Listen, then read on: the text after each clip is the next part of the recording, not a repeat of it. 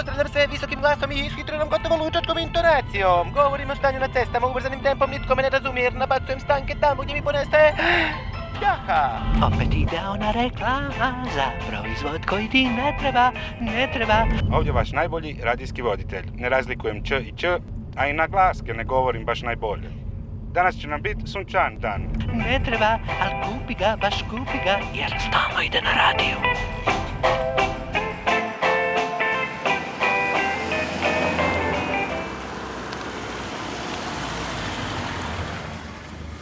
Dobar dan, gospodine. Dobar dan. Hvala vam što zaustaviste kočiju svoju zbog mene.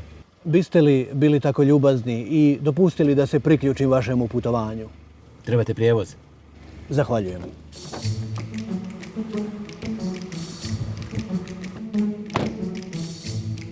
Oprostite što vas smetam, no možete li mi reći gdje se nalazimo? Kuda idete? Bježim, mičem se od svega, ne mogu više slušati kako ljudi govore, ne mogu slušati kako kultura govora izumire. Nitko više ne govori ovako prekrasno, ovako divno kao vi. Vi kao da ste iz nekog drugog vremena. I jesam.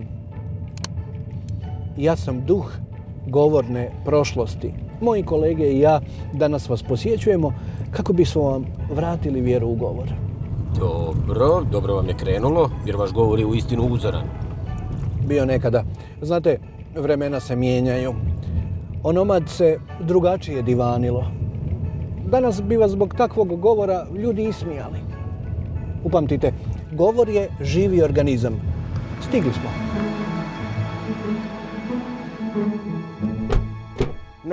Ne znam. Ako ovako nastavimo, ljudi za nekoliko godina više neće uopće znati govoriti, već se danas djeca i mladi puno lošije izražavaju. Dobar dan, momci, stigli ste na vrijeme. O, dobri duše sadašnjosti.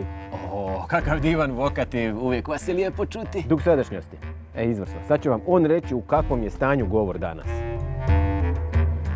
Da, razvoj tehnologije nedvojbeno utječe na način razmišljanja, a brzo i isprekidano razmišljanje dovodi i do takvog govora. Kaos. Nema nam spasa. Ne bih se baš složio. Dakle, tehnologija ne čini nove generacije manje pametnima, već samo drukčima. Uostalom, zaboravili ste definiciju govora. Mislite na Škarićevu? Da, govor je čovječja zvučna optimalna komunikacija, oblikovana ritmom slogova, riječi i rečenica. Stigao nam je treći gost. Neka, ja ću. Čovječja, dobro, zvučna, optimalna, ima smisla.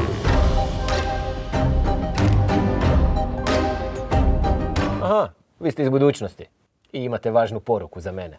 Ma sve znam, ljudi u budućnosti više ne govore, tehnologija je uništila i ono malo senzoričkih i motoričkih centara za govor u mozgu, glasnice su atrofirale i ljudska vrsta je zauvijek zašutjela.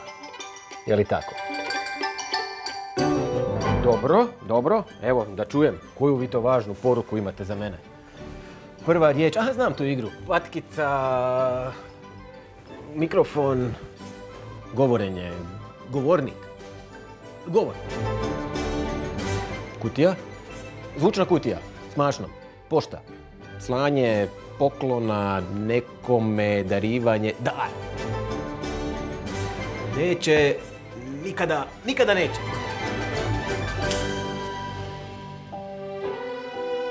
Nestao. Govor je dar koji nikada neće nestati. Preko ovoga se može komunicirati. To je ta tehnologija, ključna promjena. Reći ću ja tebi što je meni moj djed rekao o promjeni. Kaže ovako, ne možeš promjenu mijenjati, možeš ju samo usmjeravati. Gdje je bio Mađar? Ne, Njemac. Evo budućnosti u pravi trenutak. Kak ste živjeli? Hvala. Oprostite, zašto vi imate 2 čaše? Ja sam se svega nagledao. I naslušao, vjerujem. To sam vas htio pitati, što je sa slavenskim genitivom u budućnosti? I što biješe s imperfektom? Nađe se tu i tamo. Čekajte samo malo, pa vi govorite. A da, znate, u budućnosti smo malo ljeni, a i ovo je bilo zabavnije. Pa to su divne vijesti. Dakle, govor je bio, jest i bit će. Možda ne uvijek optimalna, ali zasigurno uvijek ljudska komunikacija. Idem ja natrag među ljude, mene čekaju zdravice, lijepe riječi, usklici, povici, svađe, rasprave, anegdote, čestitke.